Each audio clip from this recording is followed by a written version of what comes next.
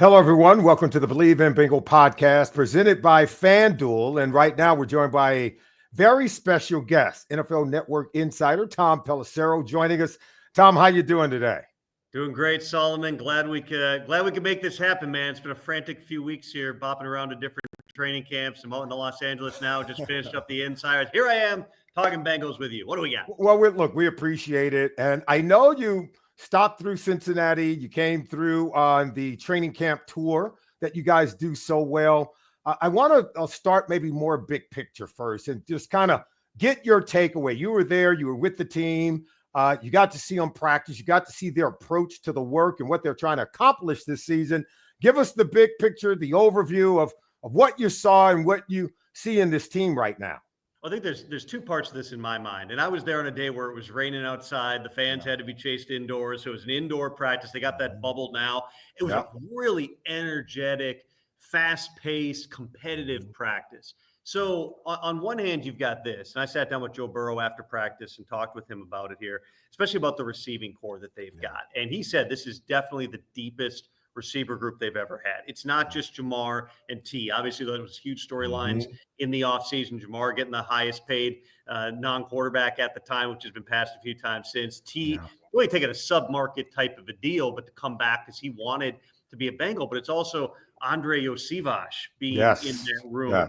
And it's the hope that Jermaine Burton is going to figure it out from every perspective and be there as well. They've really got some receivers, not to mention, what you're working with at tight end to, bring back Mike Gesicki and then to add Noah Fant. You've got a couple of big mismatch type weapons. So on one hand, you've got that, which is reason to believe that this Bengals offense that's had so much firepower and was extremely dangerous down the stretch of last season, that they're going to potentially be even more talented in 2025.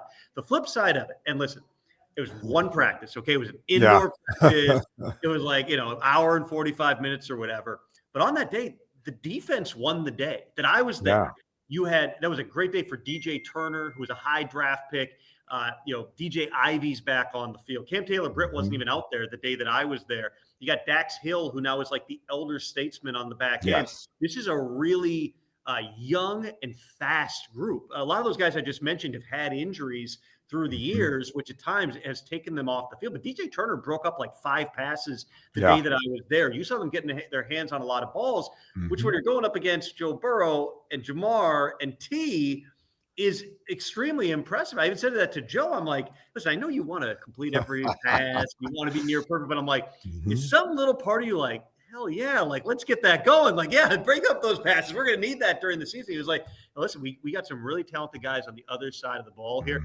There's some optimism. Al Golden's coming in. He's running a different defense. They're probably going to show more and do less, if that makes sense, really dial people in on their jobs. They won a lot of games with Lou Anarumo as the DC, but sometimes it's just things kind of run their course. It's a fresh perspective. It's a fresh scheme, and they're hoping that that's going to make a difference in addition to all those guys that they added through the course of free agency of the draft.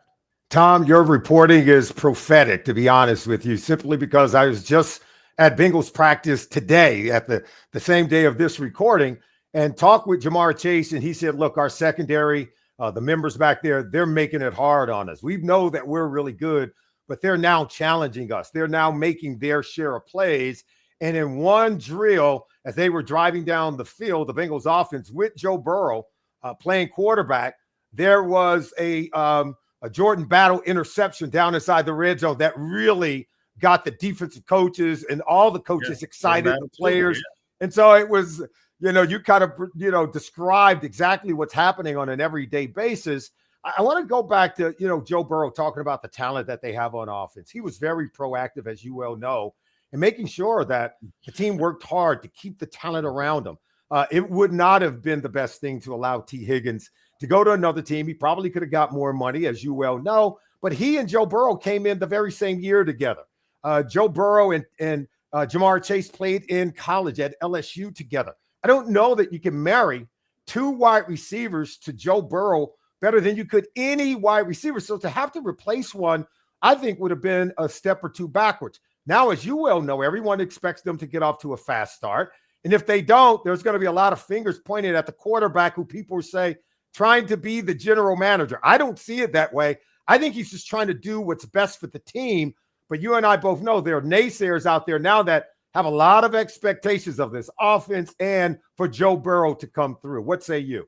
You know, the Bengals have had a certain way of doing business for a very long time. And sometimes people on the outside look at this and go, you know, it's the same old Bengals. And they've had, you know, a history of contentious contract situations and holdups. They really have evolved here. It started out, you know, when they got naming rights on the stadium, which, you know, perhaps, I don't know if it's apples to apples, but it's kind of was at the same time they had to fund that huge Joe Burrow contract. But they altered their contract structure with Burrow. They altered it with Shemar Chase. They bent it slightly with T. Higgins, but it's much closer to the Bengals are one of the last teams in the league, really they in Seattle, that only guarantee the signing bonus. They don't do future guarantees, which also brings us to one of the ongoing situations right now. And by the time this podcast is posted, it's possible things have evolved, but they've really been in the same spot with Trey Hendrickson for several weeks now, where, you know, as I've reported, they're really on the same page in terms of the big stuff, right? In terms of the years on an extension, in terms of the total money, even the cash flow. But the Bengals don't want to bend that structure. They don't want to do any guarantees into future years. And if you're Trey Hendrickson, you're not just looking at Shemar and Joe and saying, I want you to do the same thing for me, or even T, because again, they bent it a little bit for him. But also to the extent that it's, well, the concern would be, listen, you're a 30, 31-year-old player. You're on a third or really a fourth contract for Trey Hendrickson, you know, and we don't want to be held if 2 years from now you're not the same player. We don't want to have all this fully guaranteed money, which is completely understandable.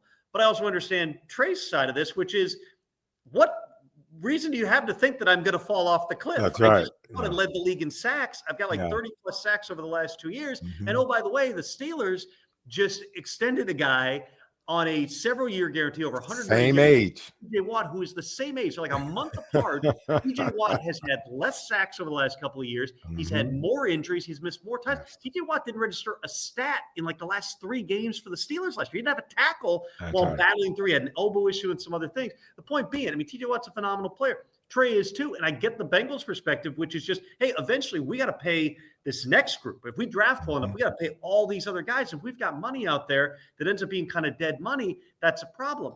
But again, this is one of your most important players. He led the league in sacks. He's been durable. There's really no reason to think right now. It's like, man, if he missed 10 games last year, okay, yeah, you're worried about the durability here. They got to work through that one. It still seems now they've been getting calls. There certainly would be teams lining up to trade for Trey Hendrickson and doing a contract with him. But that would be the Bengals then going, okay, we're going to trade him. We don't even get draft capital this year. So we're going to probably have to get a player in return, or else we're trading the guy away and we can't replace the pass rush. Even Shemar Stewart is the first-round pick, and it's probably a good sign for the Bengals. I talked that much about the defense and didn't even get to the guy they drafted at number 17 overall.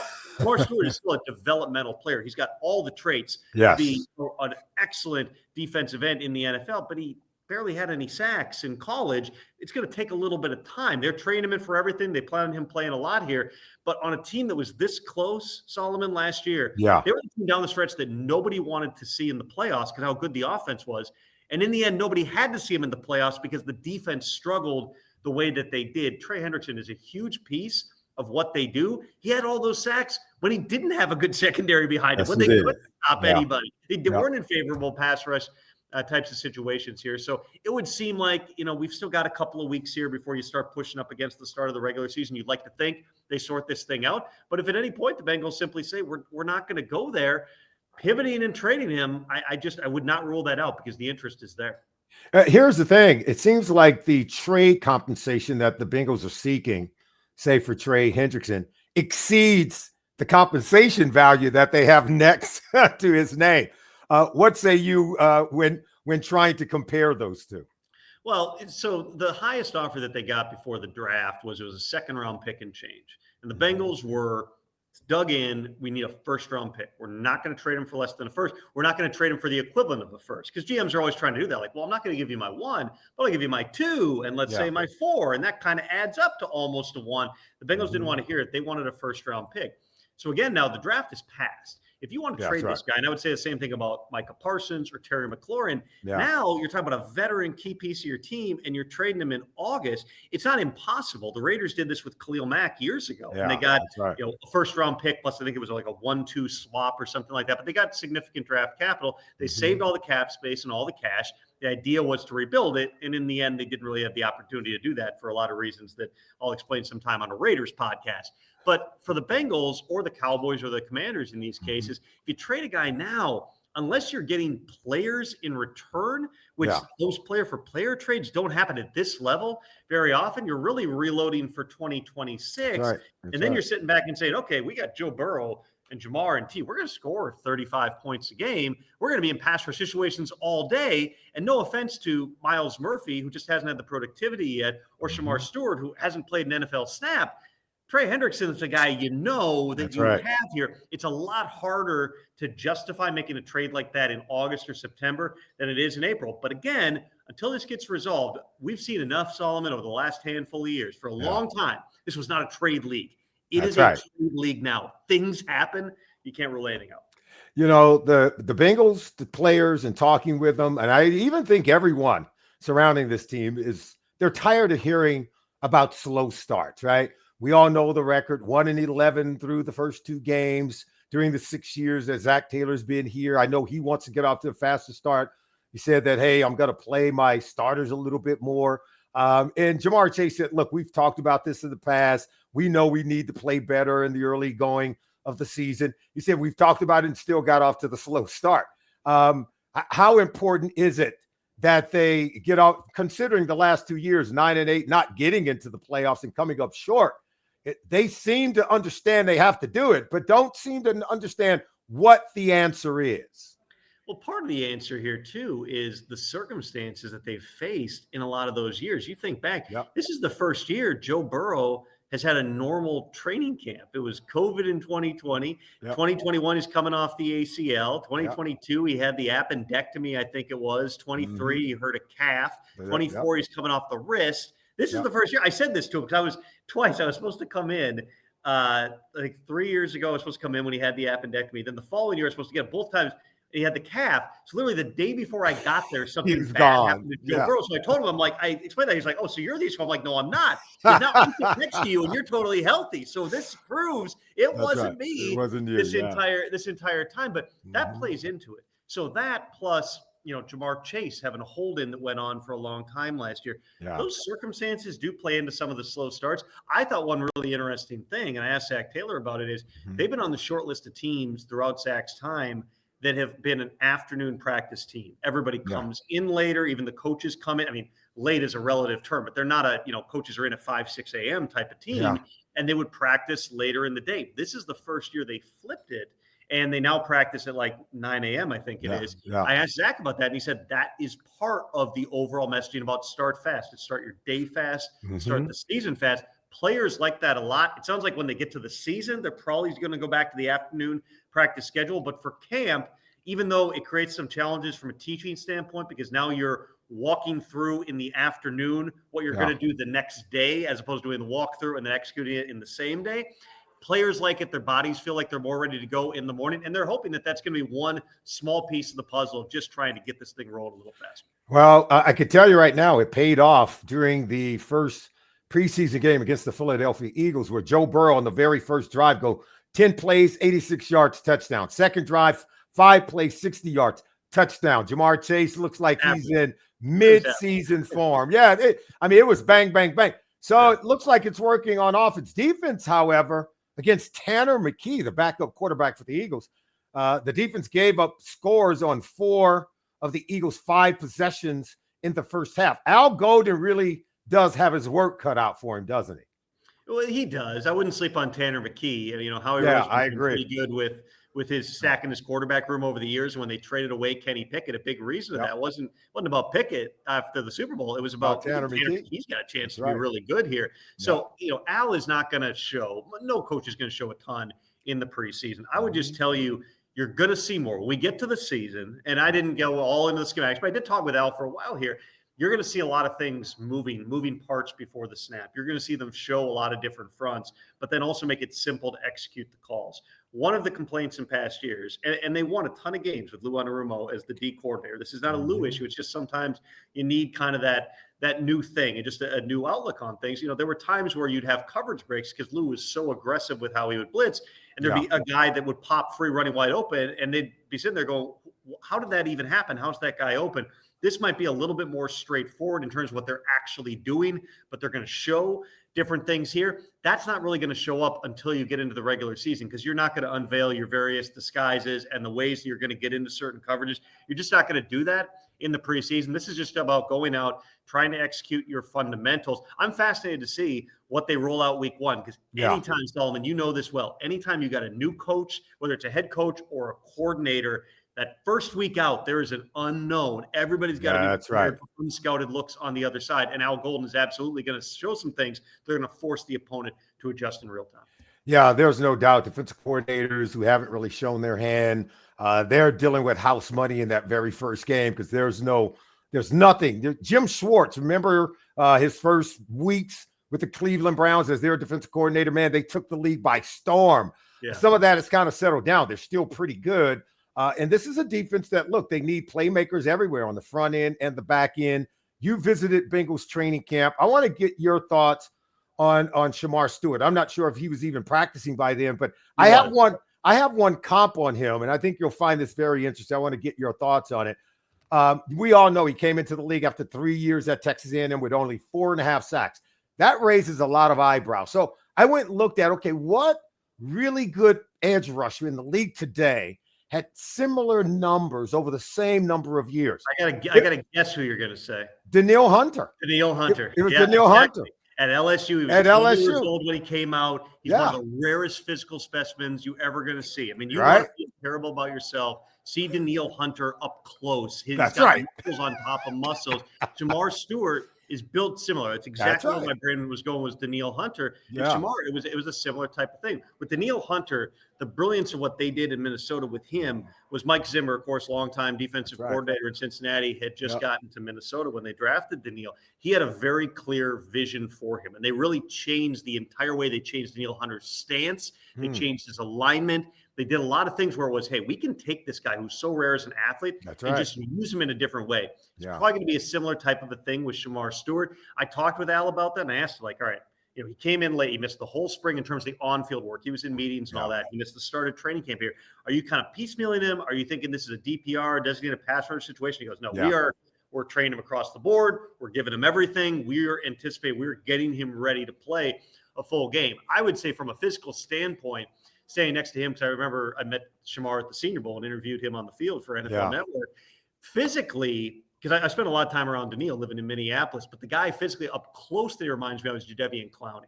Clowney had this same very kind of like almost, I don't want to say top heavy, but kind of like a triangular type of a shape to him, and just a very large guy. The fact that, they both had dreadlocks, they both kind of look, they have the same look when they have their helmet on, but it's more so about the body type and how long Shemar Stewart is, but also how big he is. And so, you absolutely can see the comps. So Clowney was the best player in the country. He was the number one pick for a reason. He's knocking guys' helmets off in games and all that. But you can see where they're going, okay, this guy looks like that. This guy looks like a guy that we can completely unleash here. And sometimes those guys who haven't had a lot of production, it might be because they're playing in a system that doesn't play to their strengths. I had a scout for me in the process about Shemar. He just goes, for whatever reason, at A&M, they had him playing in trash all the time. They constantly had him in these situations where he's having to move his way through people. Just get him off the edge and have him go to the quarterback. We'll see how Al ends up using him here. But, I mean, from a physical standpoint, he's unbelievable. The other guys, too, that I heard a lot about while I was in Cincinnati is the linebackers that they took in the draft. Demetrius Knight. Yeah. If you haven't gone through Demetrius Knight's family history, by the way, it is incredible. Like distant cousin to Gladys Knight. That's right. He's got a whole section in his biography about all that stuff. He played a ton of college football. He's already 25 years old. He's been really good. And then the other one, I need to not mess up the names. I keep saying it backwards. Barrett Carter. It's not Carter Barrett, which is what I want to say. Barrett Carter. From what I've heard, he's probably going to be out there. I don't know exactly how they're going to align him, but he's running basically the exact same defense that they ran at Clemson. So he already can call it. He already knows it. Both those guys, plus Shemar, plus the young running back that they've got too, the rookie, all those guys should play a lot as rookies. They're going to have a guard quite possibly starting as well who's a rookie. They're really hoping that this rookie class is something special, and it does start with Shemar Stewart.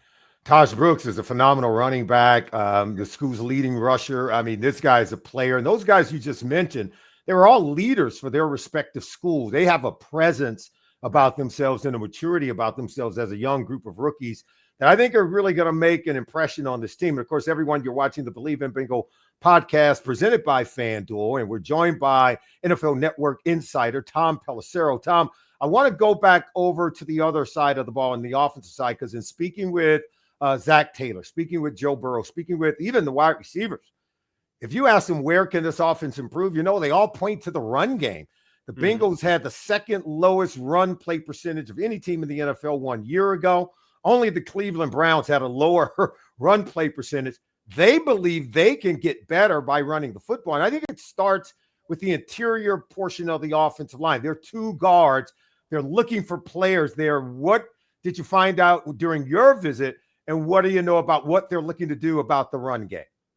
It's been a week, so I need to double check. I want to say everybody's name's right here, but Dylan Fairchild is the one, That's right. third-round draft pick, who immediately stepped in and quite possibly is going to be starting for him right out of the gate. So that's a big part of it. I would also go back to the challenges they had at the running back position last year. Now, we all know what happened with Joe Mixon, and there was just a lot of reasons that they decided they were going to move on. They initially were going to release him. Then they trade him to the Texans. He goes and has a great year. Chase Brown's a really good back, but you needed more in that backfield over the course of the season. You're counting on Zach Moss, that those two to be the 1-2 punch. Zach Moss suffers a complete freak neck injury. I know he was back briefly. They ended up cutting, just wasn't ready to roll at that stage. They made a trade and brought in the running back from Chicago. Khalil Herbert, Yes, Khalil Herbert, a name I should have remembered because I broke that trade. There's a lot of those, things that they had to do. It didn't seem like they had the right mix. And so my understanding of the vision for the backfield this year is Chase Brown is the lead back. Taj Brooks will be the one who is spelling him in normal down and distance. Like those two will work in tandem. Then you got Samaje Perine, who's back and is a classic third down back. He can be short yardage and all those types of things here. They feel like they just, do you have an A level? Do you have a Saquon Barkley in that backfield? Probably not. I like Chase Brown a lot. Great kid, a really good runner. But you probably don't have that bell cow type of guy. But if the combination of those guys can give you enough in the running game, everybody's going to play to stop Joe Burrow and the wide receivers and the tight ends, because it's one of those end-friendly offenses as well. If you can get enough out of the running game, to keep people honest, that's just going to do a lot of good things in terms of everything else you do offensively. Yeah, you get the sense that Chase Brown is the guy that gives them juice, right? He's a breakaway home run hitter, whether it's in the screen game or whether it's from the backfield. Taj Brooks is a guy they believe can convert on some of those short yardage and goal line plays. And they've always loved Samaje Perine, sort of a jack of all trades. Great protector in the pass game, no doubt about it, but he can catch it coming out of the backfield. He can get you the tough yards. When you're looking for, he's the guy that can do everything very well and is really a top-notch pass protector as a running back. So if all three of them, if they can get that and improve the run game, this is an offense, as you well know, that scored 30 or more points in 8 games last year. Only won 4 of the 8. But Joe Burrow had a run of about 8 games where he had 250 yards passing and 3 touchdowns. Those were stellar numbers, but yet not good enough to win the MVP, because I guess you can't give the quarterback the MVP award if the team doesn't go to the playoffs, right? Historically, that would have been a challenging thing to do. Yeah. And remember, Joe Burrow wasn't even throwing the ball normally at the start of the season. By his own admission, he's coming off the wrist injury. He had to kind of teach himself, whether it's just the way that the ball is coming out of his hand, whether it's spinning, whatever. He kind of was going through a process where he was relearning it. This year, I know he said it recently, and I kind of pressed him on the details of it. But, he's throwing the ball, he feels like, better than he has in years. And it's not because of, a mechanical thing. It's just because his body's finally healthy. And I can only imagine when you're getting more reps and you're out there on a daily basis and you're not spending half your day rehabbing much as your wrist on your throwing arm, you can dial in a lot better. And so, the fact that Joe holds himself to a ridiculously high standard, is willing to say he thinks he's throwing it better. His standard for himself is near perfection, and he thinks that that's the level he should be playing at here.